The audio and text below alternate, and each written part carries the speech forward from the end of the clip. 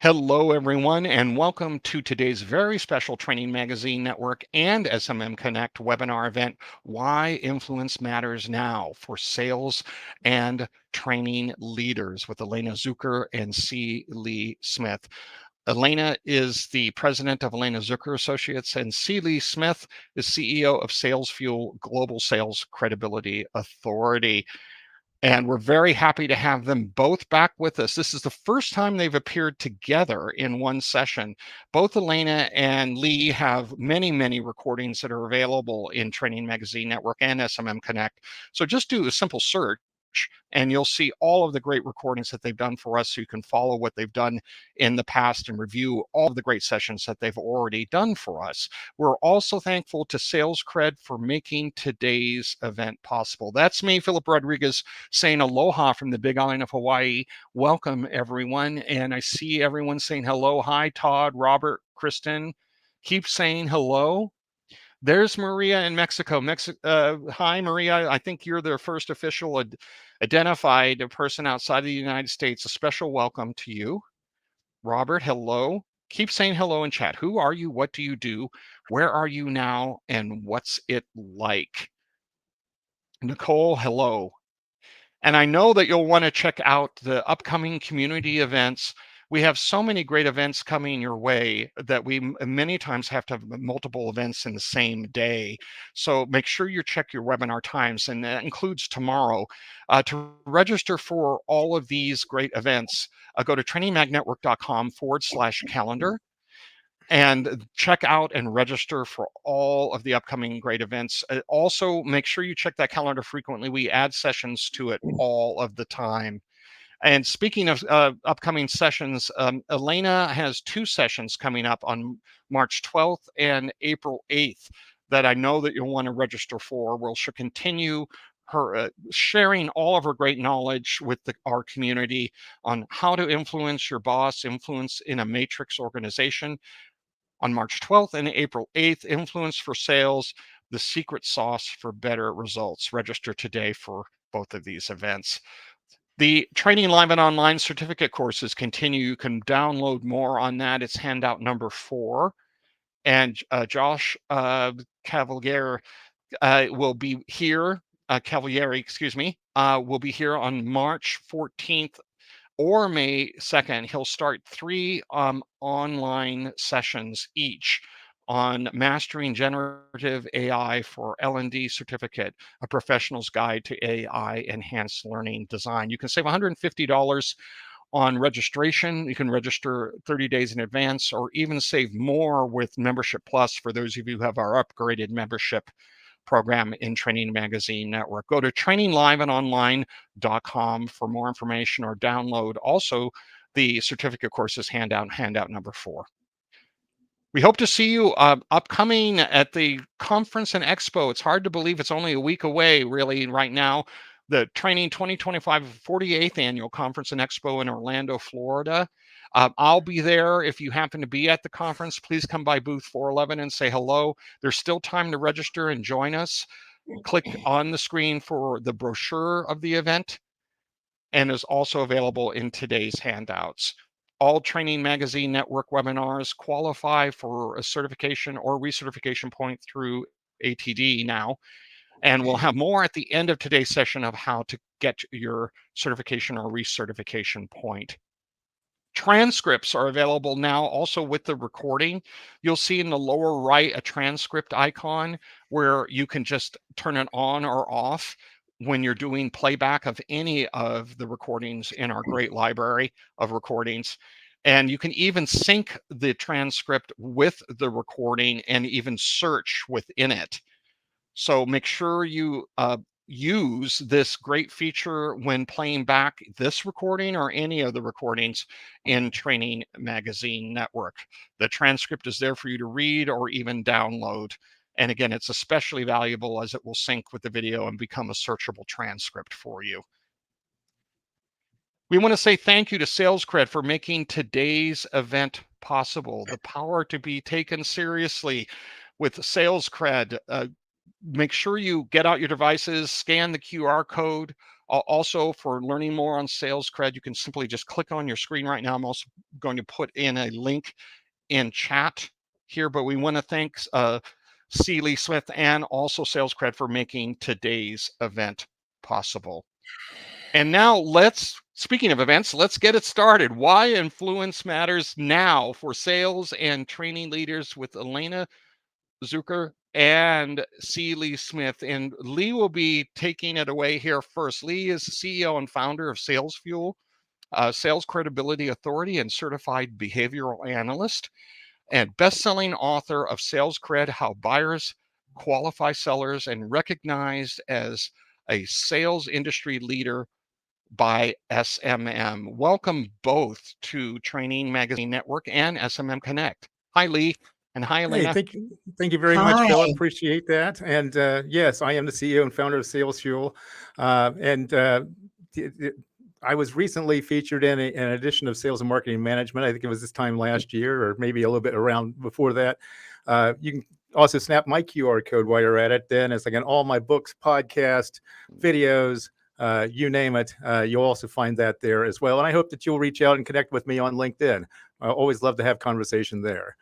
So let's go back a little bit. So we're going to talk about why it matters now. And the thing is that influence and persuasion, which leads into that, have always been important all the way back to the time of Aristotle. And Aristotle believed that before a speaker could influence somebody or persuade somebody emotionally or logically, the speaker first had to be seen as having great credibility. So this is the ethos, pathos, and logos that Aristotle talked about. I'm going to talk about the first thing first. I'm going to let Elena talk about the other things here in just a bit. So let's talk about the credibility side of it. So before you can be persuasive, people need to see that you know what you're talking about, you know how to help, and then most importantly, that you have their best interest at heart. So what that means in sales, for example, is that you need to know not only your product, but you need to know their business and how your product can be used to improve their business. You need to know how to help. So identifying the problem, helping them solve the problem. And most importantly, you need to be showing that you're really trying to help them and trying to help them make the needed change. You're not just there to have your hands in their wallets. And as a trainer, obviously, knowing what you're talking about is the very essence of being a good trainer, but also showing that you understand what they're going through their day-to-day so well that you know really how to help them. And of course, also having their best interest at heart, not just trying to complete a course.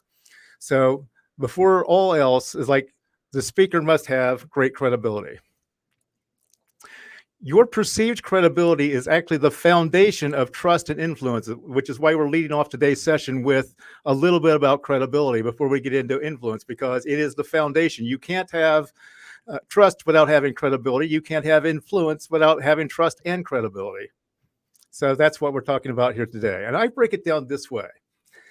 Credibility is a chain between you and achieving a trusted relationship with the person that you want to be doing business with, or that you want to train, or that you want to influence. And, in sales, we have a saying that with, all things being equal, people prefer to do business with people they know, like, and trust. And also, all things not being equal, people still prefer to do business with people that they know, like, and trust. So the first three links in the chain of credibility is being known, being likable, and being trustworthy. But there's one more, which is being helpful. So let me just explain a little bit what this is about. So being known. First thing is that you have to be visible. So when somebody Googles your name or whatever, you need to be findable. But you also then, if you're in an office situation or if you're in your company, you need to be visible, whether it's on Slack, whether it's on Zoom, or walking the hallways, you need to be visible. Obviously, you have to be confident, and you need to exude confidence. And that confidence doesn't come from being cocky or being arrogant. It's because you know you've got a track record, you know what you're doing, and a quiet confidence is always better than a loud confidence. And also being able to show vulnerability. So being known is not just people knowing who you are; it's people really knowing who you are. And so being able to show that vulnerability shows that you're not so stuck up, or so insecure about your presence and everything like that, that you're unwilling then to talk about your personal story, your origin story, or times you've faced a similar problem and what you did about it. So that's what being known is all about. Next is being likable. And this in some cases can be a little bit challenging for some people, but it's really not. The best way to be liked is to let other people know that you like them first. And that starts with being your authentic self, not trying to put on airs, not trying to be somebody else, not trying to be somebody who you think that they want you to be.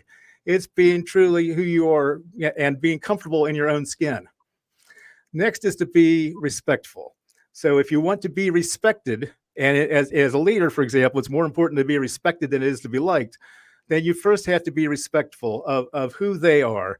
And that if they need to leave at 5:05 or whatever because they've got a family event, being respectful of what they do, who they are, what's going on in their personal lives, what their customs are, and all of that sort of, and most importantly, being respectful not only to them, but also being respectful to the people who support them. So that could be a secretary, could be an executive assistant, it could be a direct report to them. And then lastly is being kind. And of course, I'm from the Midwest, so being nice is very important here in the Midwest. But it's also important that you're kind and that you're sharing and that you go above and beyond, for somebody. And so that is the essence of being likable. But it starts with letting other people know that you actually like them. Next, we'll go to trustworthy. So if you want to achieve trust, you first have to behave in a trustworthy manner. And first and foremost, that means being ethical. Another way of saying that is that you need to be fair. So as a leader or whatever, we're not playing favorites, or as we're leading a training session, we're not playing favorites there either. And being ethical means is that we do the right thing, even if it's legal. It doesn't necessarily mean that it's something that even if it's something we could do, doesn't mean it's something we should do. And just because it's legal doesn't mean, again, that we should do it. It's ethics is a step up from that.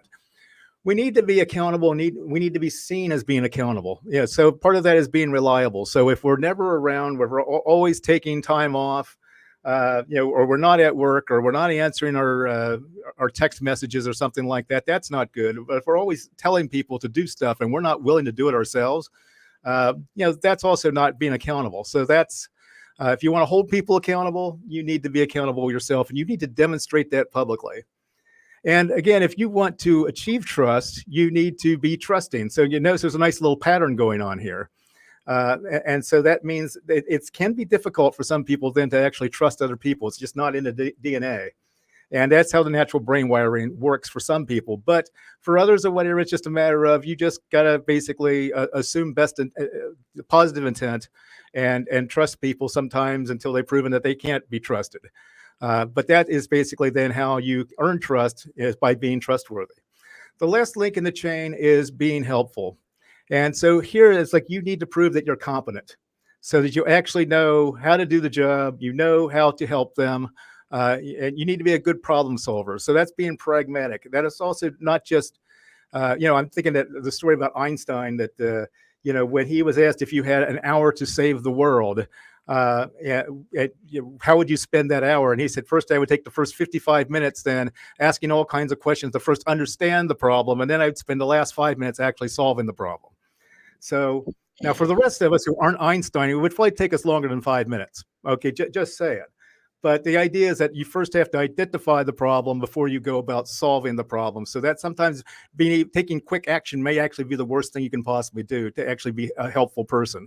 And lastly, then what you're sharing, whether it's a solution you're sharing or information you're sharing, needs to be relevant. And who decides what's relevant? They do. Okay, you may think that you decide what's relevant, even if you're a speaker or you're an author or something like that. But ultimately, then, is the reader of that book, it is the student in your training course, it is the prospect on the other side of the desk when you're making a sales call that really decides what's relevant and what's not. So you need this chain to be able to achieve trust. And if you break any link in this chain, you also then break trust to some extent. So that is why there is the credibility chain. And as the song goes, never break the chain. Now, speaking of links, there's a compelling link between the credibility of a leader and the motivation of their team. So now we're talking a little bit about leadership. And here's a study that we did at Sales Fuel 2023. over 1,000 adults. And this is just showing a chart of the people then who actually work for somebody else, not working for themselves. And you'll notice then the light blue is I have a CEO who I don't consider to be credible, but I still feel motivated to do my best work. And so for men and women, it's both 46%. There you see the other demographic breakdowns. But if you look at the people who say, yes, I have a credible CEO and I feel motivated to do my best work, notice the difference there. Notice how much higher that purple indigo colored bar is from the light blue colored bar. So that is the link, a compelling link then between being credible as a leader and actually motivating your staff, your team to do their best work. So here's what a credible leader looks like. When we did this study, we also asked for anecdotal information. And here's one quote that was shared with us. They said, my former boss taught me not to skip steps or cut corners in the sales process. Hypocrites and people with low credibility simply don't last. Eventually, they are exposed for the frauds they are. Boy, that was a strong statement. He taught me that the long-term of building and maintaining a reputation for credibility and honesty, and in other words, vulnerability, define professional success far more than short-term results. And so that's why credibility is so important. As a matter of fact, I'll sum it up this way. Credibility leads to trust. Having trust leads to being able to influence. And being able to influence somebody is what it takes to truly make an impact on somebody else's life. So with that, then let's talk about influence a little bit more in depth. And I'm going to invite Elena then to join us now. A little bit about Elena. She is the president of Elena Zucker Associates. That is a management training and consulting firm in Montreal. A seasoned businesswoman, educator, author, and consultant, Ms. Zucker's clients have included Fortune 500 corporations such as AT&T, American Express, IBM, Ogilvy and Mather, Bank of America, the Sheridan Corporation, Syntex Corporation, and dozens of others. Ms. Zucker holds a BI in psychology and an MA in management organizational development, and is the recipient of the Alumni Achievement Award from NYU Polytechnic University. She is the author of 11 books on leadership, management, assertiveness, influence, and communication. Her best-selling book, The 7 Secrets of Influence, a recent main selection for the Business Week Book Club, has been translated now into 4 languages. Her unique Secrets of Influence theory, which you're going to hear a little bit about today, and her training program were developed from her experience in sales, advertising, and marketing, which is why we get along so well. That program has now been converted into an e-learning version and is delivered either as a self-paced learning program or a hybrid blended version or customized. She has recently published a new mini book, Influence: The 7 Big Secrets in 7 Little Minutes. Her latest book is U times 2, the new peer mentor model for success now. And it's available as an ebook or as a paperback. So I'd like to welcome to you, Miss Elena Zucker. Elena, take it away. Thank you so much, Lee. And it's a pleasure being here again at SMM and TMN with my favorite producer, Philip Rodriguez. Lee and I just met a couple of days ago, but we have turned out to be a pretty good team, right, Lee? Absolutely. Because as you will hear in a few minutes, our topics really seem to go together. So the format today, let me just say a couple of minutes about that. And before I say anything else, I want to thank everybody for showing up. People take this time out of their precious hours of the day. So I greatly appreciate it. I hope it will have been worth your time. I want to say that no need to take notes because all these slides will be available immediately afterwards in a PDF that you can get from the website. So you can just focus your attention here, and it's going to be an interview. Lee will be asking me some questions, and then we will both be answering some of them. And then also, I have a couple of participative exercises for you so you don't fall asleep. So, with that, let's get to Lee's first Yeah. question. No chances of falling asleep. So, Elena, as like I was thinking about my origin story about how I got interested so much in credibility, and as a sales research firm, working with the largest media companies and ad agencies around North America, it's like during COVID, I then realized, oh, wait a minute, really what I'm really doing is I'm helping people build credibility and sustain credibility so that they can influence people. And that's my origin story. So I'm wondering what's yours? What got you interested in the topic of influence? And then a follow-up question to that might be, how did you come up with your own theory of influence? Okay, great. Well, if you have if you have a couple of hours, I'll tell you my origin story. But briefly, I started my career in sales actually right here in Montreal, my hometown, and I moved to New York City to work in the ad biz.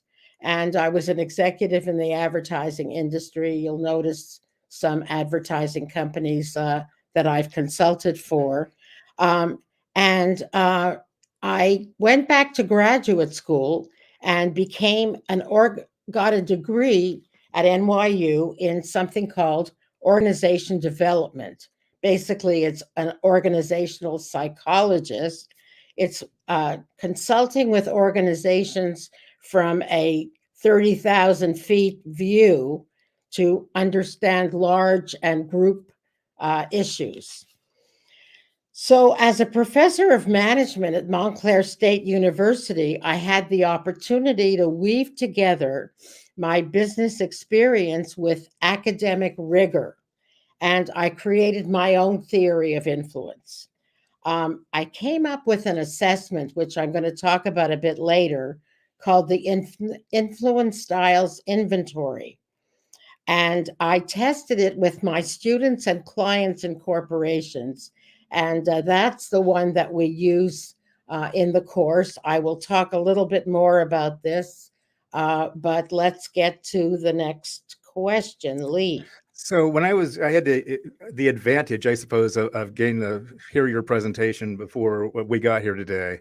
And one of the things that immediately popped into my mind is, when we hear the term influence today, we immediately think of social influencers. We think about the people that do all the reels and the TikTok videos and having hundreds of thousands of followers and everything like that. And so I was wondering about on your take, how is being a social influencer different than being a person of influence? Okay, well, that brings me to the next slide, which is why influence matters now. So, according to studies by the Harvard Business Review and the World Economic Forum, here's what they found to be the declining skills, which are no surprise, and what are the growing skills that will become absolutely necessary for us to know in 2025 and beyond. And they found that leadership and social influence was one of the findings. Now, Lee asks a good question because normally these days we hear the word social influence and we think about having 1 million followers on TikTok, and that is, necessary. People like that, and I guess that, people establish their brand that way. Our concept of influence is a little bit different, but when you can master the simple set of influence skills that we're talking about, you are likely to have a lot of social influence and almost by accident go viral. So I guess that would be the answer to that. And uh, there are some trends that are making influence skills so necessary in the world around us, and we're going to talk about a few. And there's a poll, uh, Philip. So we have a poll now, and the questions are: what do you think some of the issues are in the world around you that are causing the need for influence skills? Yeah, so Uh, so this one is like, what is your definition of influence? So you're going to hear Elena's. I'm just kind of curious, when you hear the word influence, like, what is the first thing that pops into mind? The best Well, match, if you will. yes. Well, I think we're a little bit ahead of ourselves, Philip, if I may say. People did answer this, and that's great. But this should be poll number A. And the issues are, sorry, but the items here are technology, the need to sell ideas. That's the one. So we get 2 in 1. So I Right, don't want to Elena. get ahead of Sorry about. ourselves. Very good. Okay, very interesting. Let's see now what people are saying. Okay. Huh. Look at that. Unclear communication line. Well, let's see what till it's over. Always find it fascinating when people answer these in real time. Okay. So we're done, right? So it's interesting that the second and third are almost equal, and technology um, doesn't score that high, but we will find that because whatever's going on in your world, the larger world is undergoing huge changes, Mhm. especially now that most of us are working from home, trying to get work, whether it's a job, a promotion, a freelance assignment. The challenge is even more intense because how will you influence and persuade people via Zoom or telephone when it's difficult to do it in person? So let's look at a couple of these uh, issues. I want to go to this now. Okay. So, one issue is technology, of Mhm. course. Technology's all around us, and thank goodness we wouldn't be able to do this, what we're doing today. Think about it. I'm all the way east in Montreal. Lee is in Ohio, and lucky dog Philip is in Hawaii. I know he doesn't like And Hawaii. Maria's in Aloha. Mexico. All Yeah. right, that's right. Aloha all. Aloha all. So we wouldn't be able to do what we're doing here. And of course, uh, we use AI. And I know that Lee has something to Mhm. say about AI, but I just want to say first that although we are all connected, we are losing our personal touch. And a famous futurologist said, high tech leaps ahead, high touch lags behind. So the more connected we are, our interpersonal skills are getting rusty because at best we're communicating this way, and we don't have the opportunity to be with people, as he said, high touch in real time. So, this is another reason why we need to learn more refined influence skills. And I know Lee has something to say about AI here. And I got a question then too from the attendees here as well. So, my thinking is, if you think about all the reports of loneliness has never been as high as it is, and There maybe you it's because go. of hybrid work or anything like that. But I think the overriding issue there is that we've never been more connected, but yet we've never been less connected. So Exactly what I'm when you saying. talk about high touch beats high tech, that's exactly really what we're speaking to. And AI did not show up quite so high on the poll. And and there's an issue then with that too. And I go back to credibility as well. 42% of Americans in our latest study say that the information from AI is never, rarely, or only sometimes credible. We hear about the hallucinations about it telling you to put glue on pizza, or about the lawyer then who did a complete briefing, if you will, on law that didn't exist. That because that's what AI told it. And that goes, I think, to Joel's question, which is, what skills will leaders need to influence AI and machine learning as they become real members of the team, and not just a tool, but human-like members that interact with the public? And I want to take the first cut at this, and Elaine, I'll give you the second one, which is, the first one you need is critical thinking. All right. If you just accept things at face value, AI could actually do more harm than to your ability to influence than it does to help. So you definitely need to be transparent, but you really need to ask yourself a certain litmus test of questions every time you come aboard AI content. Is this misinformation? Is the result too vague, or does it lack information? When you can't afford to play it safe, AI is terrible because it's bland. And if you get challenged on the data that AI provides by a student or by a prospect, it's like, do you have the sourcing, quite frankly, that's actually good to be able to do that? That's the first answer, is that you need a high degree of critical thinking.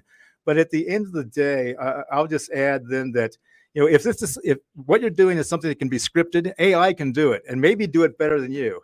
It's your ability to think quickly on your feet when things go off script. And so many times we enter into these things and we think that, they're going to go a certain way or something like that. And then we get thrown a curveball and it doesn't work out that way. It is a human ability to go off script, and then, to, be comforting and be empathetic and everything like that, that will set us apart from any self-service AI platform that's out there. So that's what I Yes, think that we need as leaders to influence AI. Elena, what do you think about that question? well, it's interesting because my AI chatbot has gotten to know me. And if you if you use Chat GBT and ask certain questions that are in your own voice, then you do get some authenticity. But of course, as you say, you do need to have critical thinking, because it's not perfect, and it's not the same as the authentic you, and it never will be. So I might say, do it in my voice, but still my voice is my voice. So that's what I have to say about that. And let's look at what people did rate very highly in the poll, and that is that organizations are changing radically. So this is what most organizations look like on the org chart, with C-suite up here and everybody else down here. It's a kind of command and control, comes from the military. It's a very male um, uh, dominated, for the most part, type of organization. But however your organization is structured formally, informally, this is more what it looks like. And that is that I call it more of a matrix or a lateral type of organization. How many? I'm just interested in the chat. People, do you recognize that this is more the form of your organization these days? If you're in an organization, just put yes or no in the chat. Let's just take a minute here.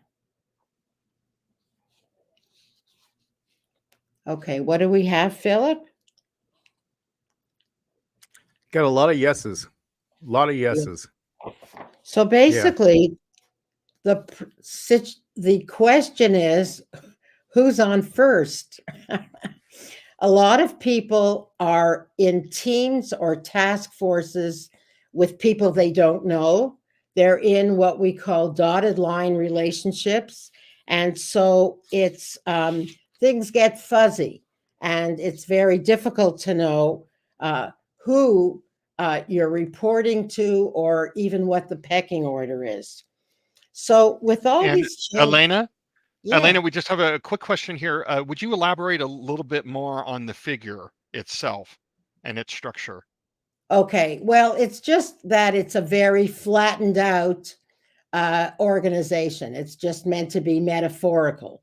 Ah, So it's just the idea that organizations are more of a web than they are of a hierarchy.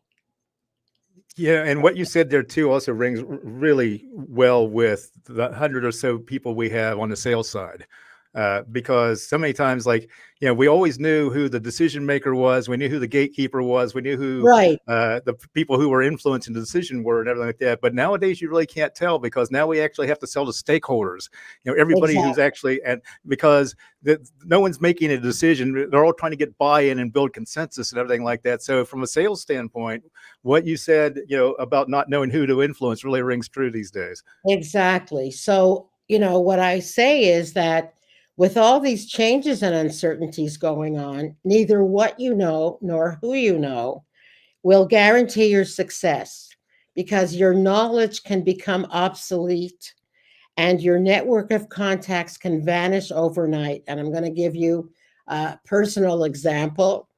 I was the one of many vendors of choice to a large multinational organization in New York. And they went through a giant merger, and the division that I worked with was considered redundant. And most of my clients, the people in that division, were, outside, outplaced, or they had different jobs within the organization. And so the budget and the contracts that I was counting on just went up in a puff of smoke. So, and that can happen to any of us, as we know. So, what I say, what we need is influence, portable power. That is a set of skills you can practice and master wherever you are. So, whether you're outsized, downsized, or whatever, um, I'm using this to, obviously for portable. And influence skills are not academic or cerebral, at least the way that we're teaching them. And I'll get to that in a while. Um, it's a set of practical skills that anybody can learn, practice, or master. And it's not magic. So, another slide now, another poll now, Philip, if you will, which I think people answered already. And that's the one: what comes to your mind when you hear the word influence? And oh, interesting. So, I'll people, reopen it in case someone didn't have a okay, chance to yeah, in answer case originally. anybody wants to jump on. Interesting, interesting. Okay. So a lot of people said communication. And I want to talk about that more. So thank you for answering that. Um, so let me just, there are a lot of myths and misconceptions out there about the idea of influence. And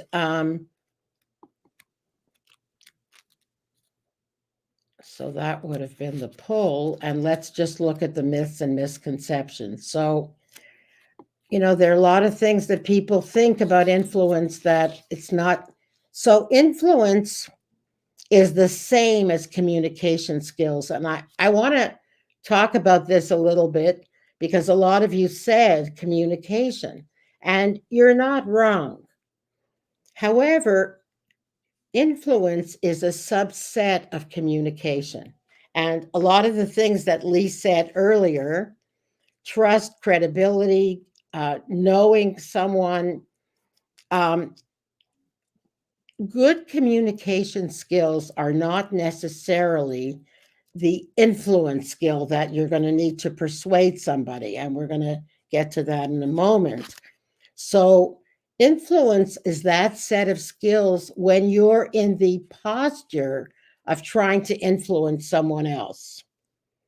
And then, of course, real managers don't need influence. And as I just showed you with that matrix organization, that even if you're a manager or a high level executive, you still need softer influence skills to manage and influence other people, You as we also need to know. manage up, right, Elena?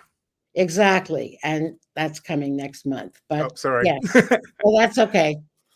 But the big misconception, and I don't know how many people answered this, that influence is manipulation. Let's look at the poll again, Philip, and see Did a lot of people say that? Not so much. Okay, good. Because what I want to say is that influence is a power like electricity, and it can be used for good or bad. And so it's up to your ethical compass, as Philip was talking earlier about ethics, to decide whether you're influencing someone for good or not so good intentions. And I like to look at it in two dimensions. Number one, are my intentions honorable? And we laughed the other day because we said, are your intentions towards my daughter honorable? Everybody can relate to that. So, in other words, do you feel like you've been enriched or enlightened as a result of our interaction together? So that's my intention. I intend for you to learn something, for you to get benefit from what I'm teaching you. And then the effect is, what is the effect over there on your side of my attempts to influence you? Do you feel used or exploited, or do you feel like you've gotten benefit? You've gotten something positive. So, on those two dimensions, I would ask myself, what's the line? What would I not try to? What would I not sell? So that has always been the moral compass for me. I'm Elena, just, we've got a question from the audience, and this is yeah. from Kristen. She said, "I was interested in that poll where manipulation was listed. I don't consider manipulating or expanding criteria as a negative thing. Can't it be a positive thing as long as your intentions are pure?" Yeah, that's a very good. It is a good question. I just want to say though that your intention. I look at positive influence as transparent.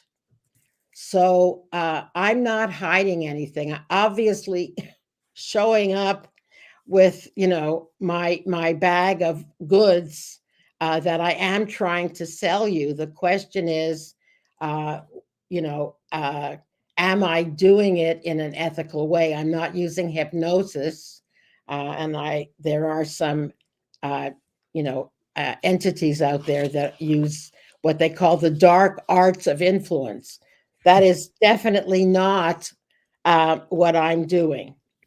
So thank you for the question. And so I just want to turn now to what is influence, because we just looked at what it is not. So here's my working definition. And I think that most of us will agree that influence is an ability, it's a power to affect other people in their attitudes, values, or behavior.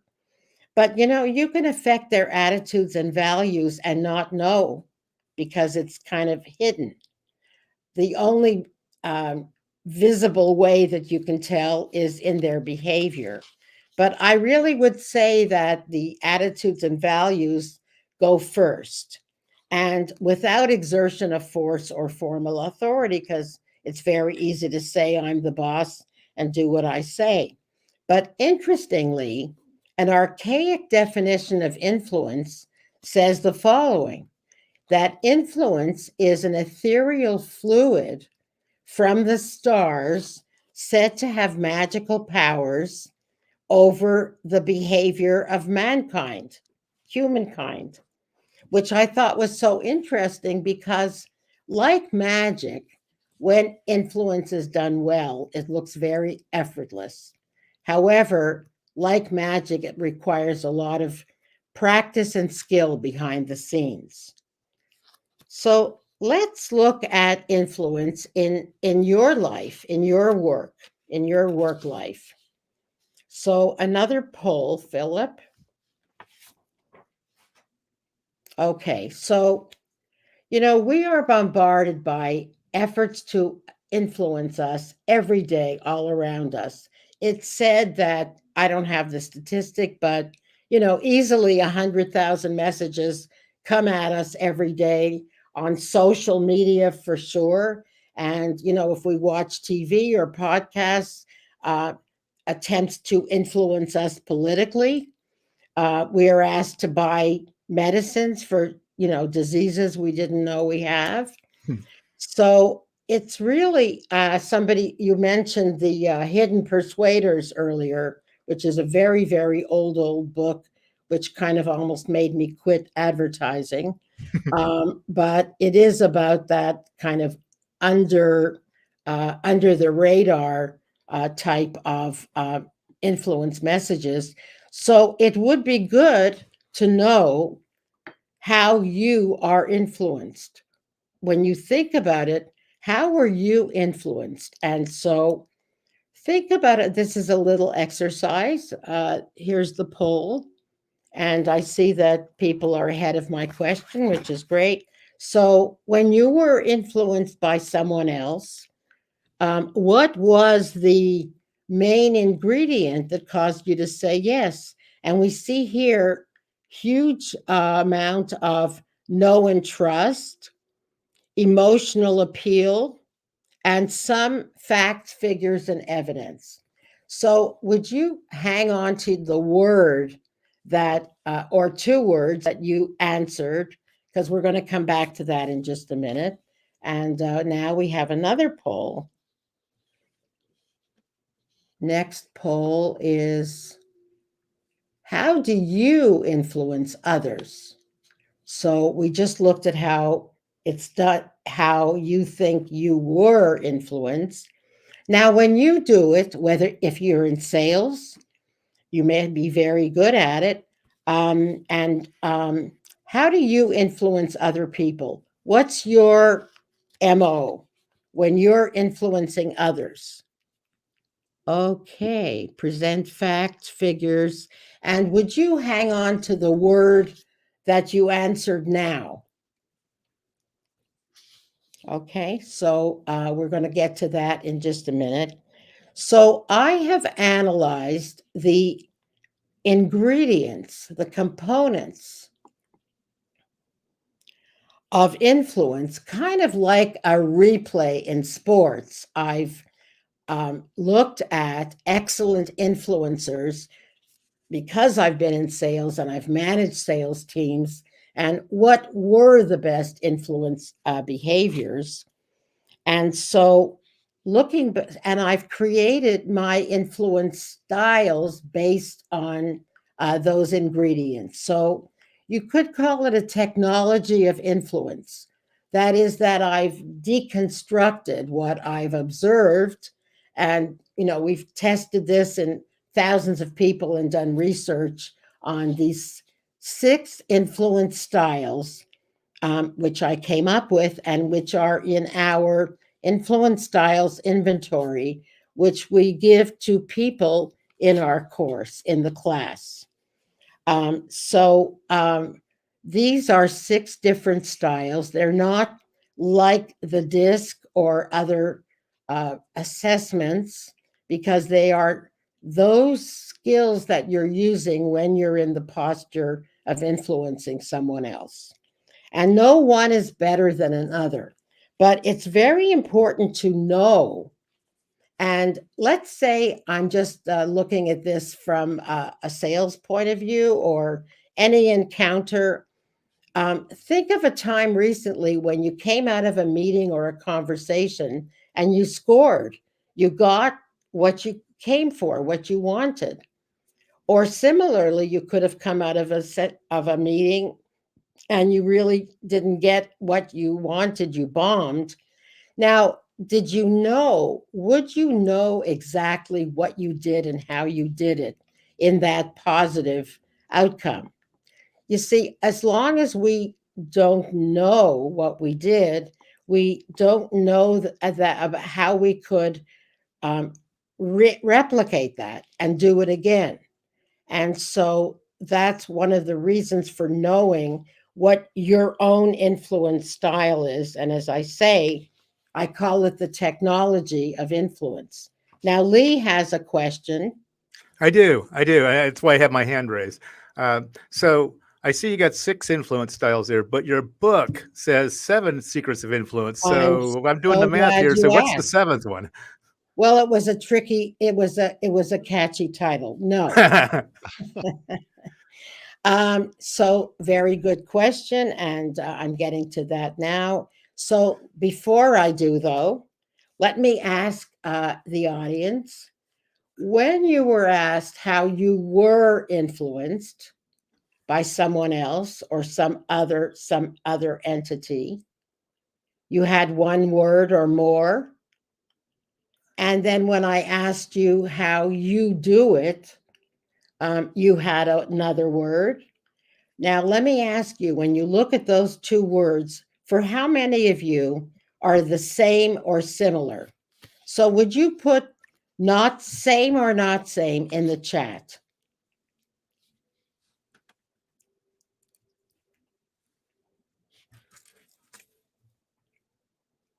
Okay, Philip, what do we It have? looks it looks kind of like a split. Hmm. Lee, what do you think? I'm seeing a lot of not sames. It's like, yeah, it is kind of a split, but I'm surprised that I'm seeing as many Hmm. not sames, and I shouldn't be because I'm also a not same.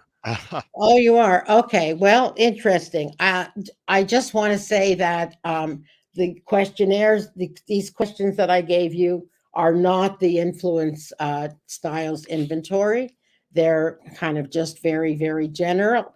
But having said that, I would say that while it is interesting, so I think everybody knows this from taking so many assessments. If you've had a career in a corporation before you even get there, you're taking a lot of assessments, questionnaires, and stuff. And of course, when if we are if we're they share the results with us. Wow, it's kind of fun, right? It's exciting to know what your profile is.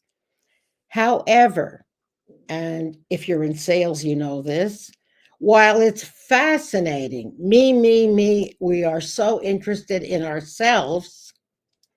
What's really more interesting, and to answer your question, Lee, the seventh secret is this is what we're saying is the formula for influence, and that is that influence is attentiveness, that is observation and listening skills to understand better the influence style, the decision style of the other person, and then use the flexibility that you learn in the course to uh, use your presentation or your communication in their preferred language. I know there's been a book out lately about the love languages, and this is a little bit similar to that idea. There's our 5 love languages. These have different words, but the basic idea, and it's not my original idea. It comes from a lot of sales philosophy. If anybody knows anything about NLP, that was their whole uh, equation. And so the idea is that like likes like, and this is just a fun, to prove the point. So I was in the Guggenheim Museum a couple of years ago, and I just happened upon this lady who showed up in that outfit that day and was standing fascinated in front of this very painting.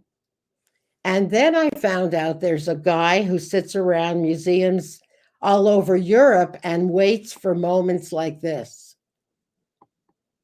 True. I mean, this is absolutely moments in time. People being attracted to paintings. So I know we're going to have a lot of questions. I just want to summarize, obviously, in restricted time that we have today. So we looked at, and I don't need to read them, you can read. We looked at some global issues about issues that are happening in the world around us and why influence matters now, which is the title of today. And then a little bit going personal, how you are influenced and how you influence others. So now we were open for Q&A, and then I think we'll end with our contact information and a little bit about our respective offerings, right? Mhm.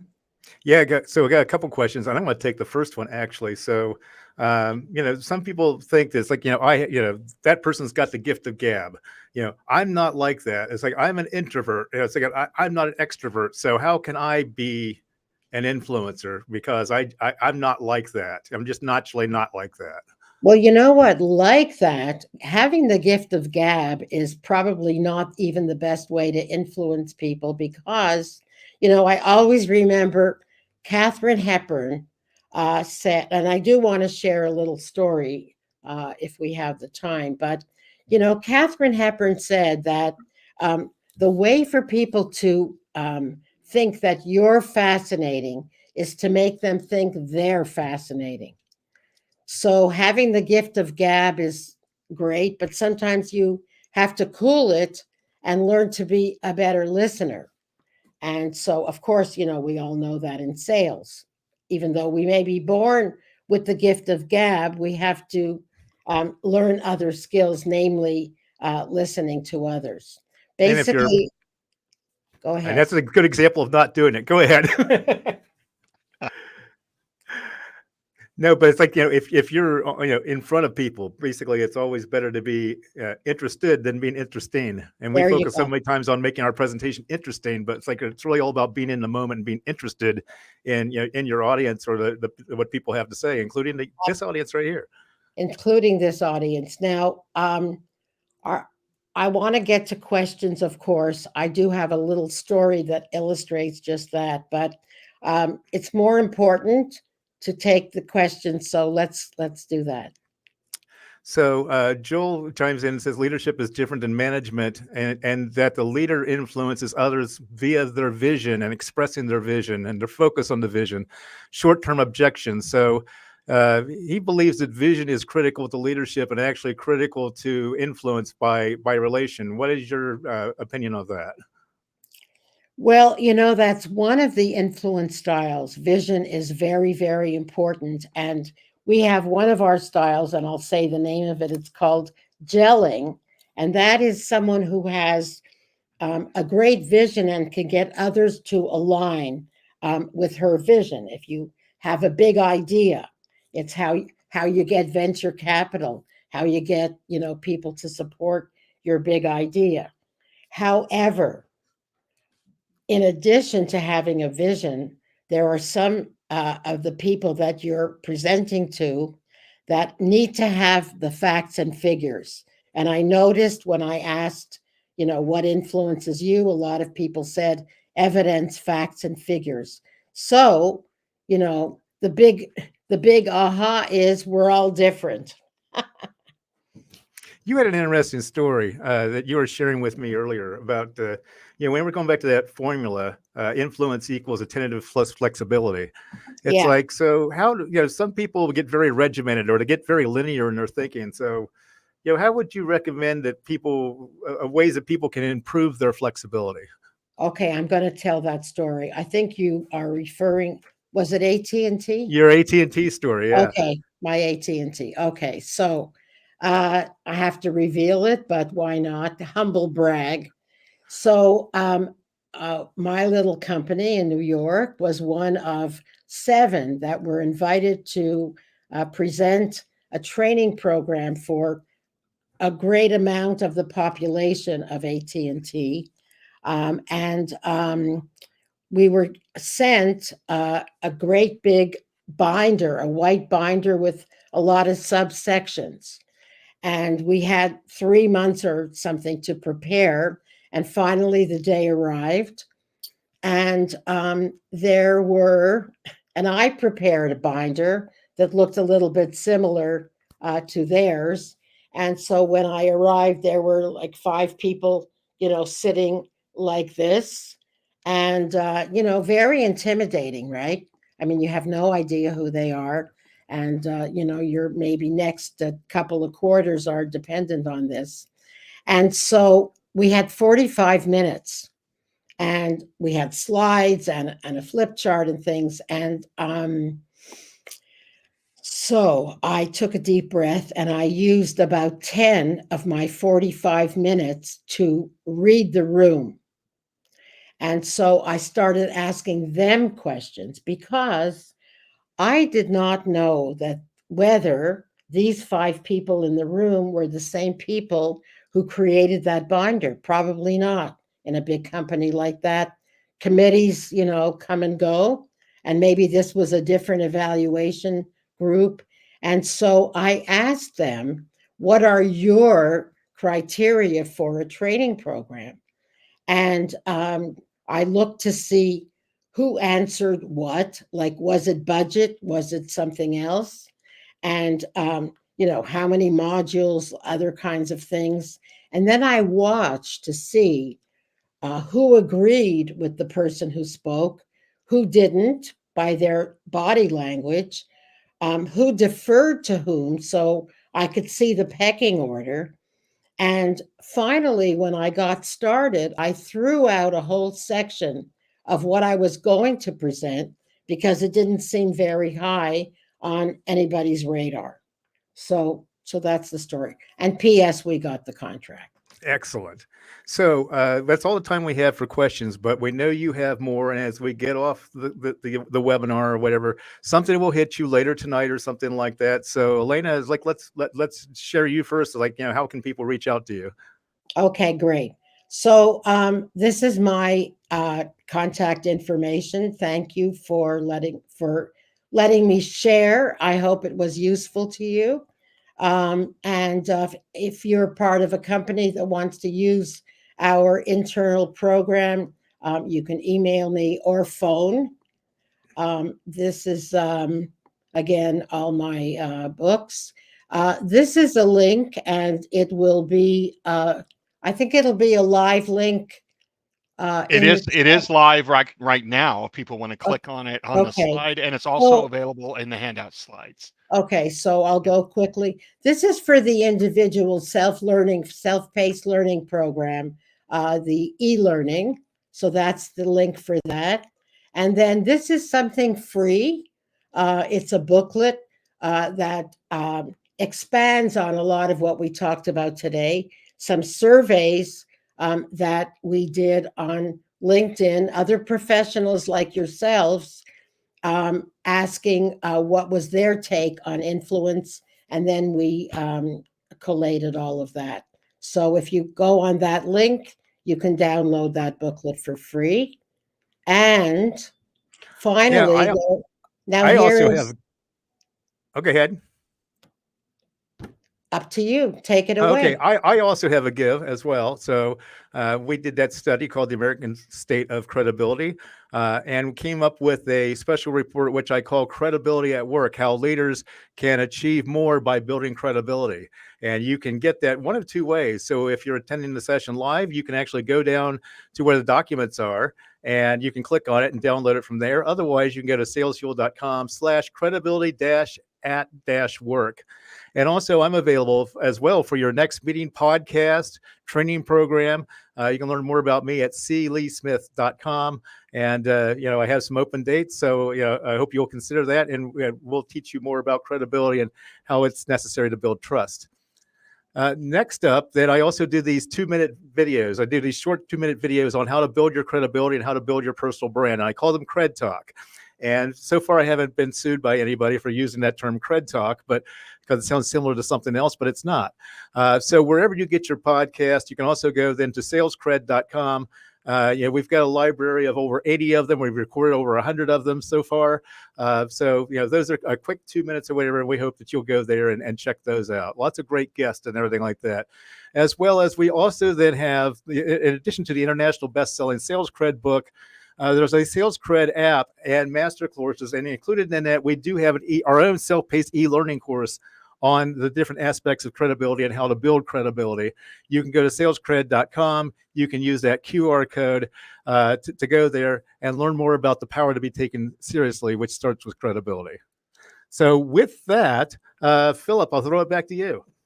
Thank you both. What a great session here today. And some people's browsers, you may have seen open more on Sales Fuels and also the master classes. So please feel free to reach out to both Elena and also Lee. I know they'd love to hear from you. What a great session here today. Very thought provoking. There's always so much to cover in this world in our evolving technology. So thank you both for an outstanding session here today. I know the members appreciate it. Also, I'm seeing all sorts of great comments in chat. Thank you, everyone. And don't, if Thank you you haven't, all. thank you, Elena. And again, Lee, if you haven't already put in your most useful idea or takeaway, we do share these with both Elena and Lee. So put in your most useful idea or takeaway. What are you going to use right away? And you can even put in more topics you'd like to hear about on related topics or not related. What would you like to have us consider, and Gary Van Antwerp, our VP of Communities, to consider for both Training Magazine Network and SMM Connect. So with all of that, such a lot of great information. We sadly have to say goodbye today for now, but it's not forever, because I know that Elena and Lee will both be back. And Elena, again, has her upcoming 2 sessions that you can also register for. Just check out the webinar calendar. And we want to say a special thank you to SalesCred again for making today's event possible. Please make sure you get out your devices and scan that QR code today and find out more about everything that SalesCred does.